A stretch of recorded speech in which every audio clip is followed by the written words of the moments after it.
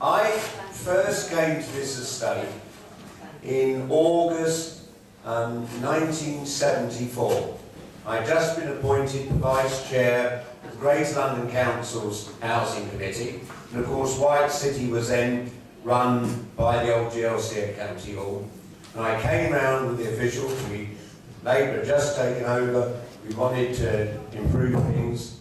We decided that every home on the estate should be in a programme to get central heating, new bathrooms and kitchens and double glazed windows, and we started that programme. And then 3 years later we lost. The Tories took control of the GLC and the housing programme was cut back, and it really wasn't, that programme wasn't finished until eventually we got a Labour government under Tony Blair that came in and did the rest of those improvements. It came to a halt. It wasn't just that the improvements on White City came to a halt.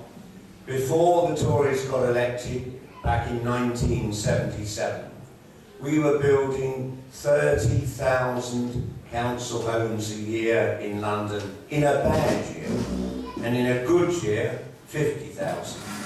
And those were decent homes that the vast majority of Londoners who lived in them got good quality accommodation, had decent lives, and they were quite mixed communities. And they were a great success. But my parents' generation had come through the war with all the slum landlord background that most ordinary working class people had to put up with, Andy talked about earlier. That was a liberation. We moved into one of those old LCC estates when I was a kid. But it came to a halt. Within 2 years, the Tories getting control of the GLC, the number of council homes being built had been cut to zero by the GLC, from 15,000 to zero, and the others that were being built by the boroughs, as Tories got control of the boroughs, that was the thing they wound down all the time. Because the Tories had a fear. They said Labour's only building council homes to move Labour voters into Tory areas. It's an obsession. One of those stupid things. Because frankly, as Andy will tell you, people will change their mind about how they're going to vote on the way to the polling station.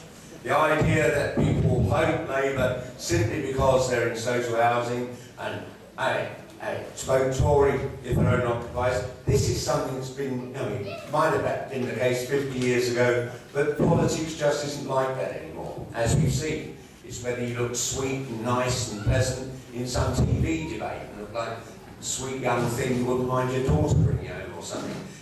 Those days of that hard division in class terms have been eroded, gone.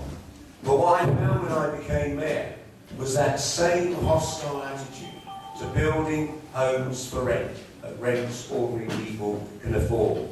Because we have to be honest about this. There will always be at least a third of the people in London, and perhaps more, who will never be able to afford to buy a home. You look at the price of homes these days, and there's no point someone who can't afford one being encouraged to buy and spending perhaps 10 years struggling to try and make the mortgage payments, always at risk if they lose their job or whatever, they find themselves losing that home. What we want in our society is that there should be good quality, reasonably priced homes for people to buy if they can afford to do so, but also decent housing for rent, rents people can afford, and frankly that used to be a lot less than we see in recent years. Frankly, after the decimation of housing programmes after Thatcher. And so housing's at the key of this. But it's still that bizarre Tory obsession that you see here in Hammersmith. And it's most acute in Hammersmith because Hammersmith, when I became mayor, I realised immediately Hammersmith, which had been led by Andy and a good, strong Labour team, was building more homes for rent as a proportion of its housing stock than any other borough in London. It was the only borough in London in which a majority of the new homes being built were available for rent. And that is crucial, because unless you already own a home in London, in which case you don't need to be on the waiting list, the chance of being able to afford to buy homes in a city where average house price £300,000 is a nonsense. So I believe there should be a duty on governments and councils to provide a range of housing so people can have decent housing without having to bankrupt themselves and be at risk of defaulting on a mortgage. So that's been a key dividing line, and Hammersmith was a leader in that.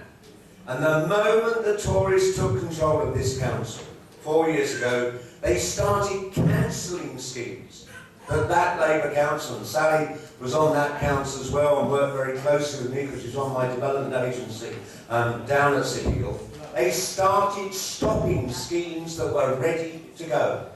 Now in a borough where there's a waiting list, as long as we've got here, that is obscene. And then you start to get these new ideas coming along. Or we'll demolish this old estate.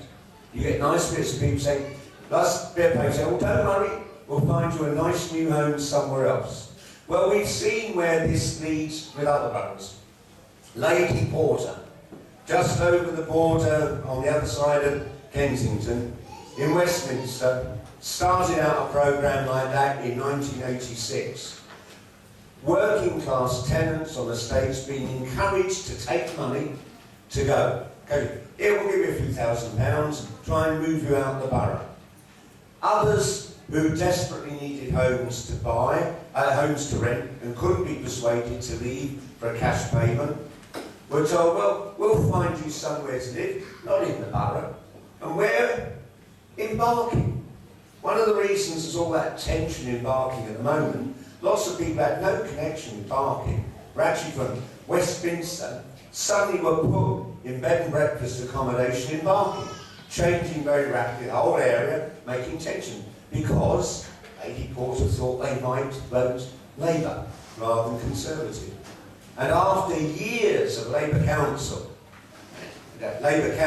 in the minority on Westminster fighting against this, going to court, the High Court of England, and then the Court of Appeal, and then the Law Lords, ruled that what had been done was illegal, that there had been the loss of £40 million from underpricing sales, for encouraging people to leave, to having to pay excessive bed and breakfast accommodation when there were council homes left empty so they could be sold to rich people who had no connection with the borough. And in the end, Lady Porter was forced to pay a fine of £12 million, which actually she could afford, so she was worth bloody 16 million, and I think they should have done it for the whole 40 million. But all that was ever about was changing the social composition of Westminster because they worried Labour might one day win it.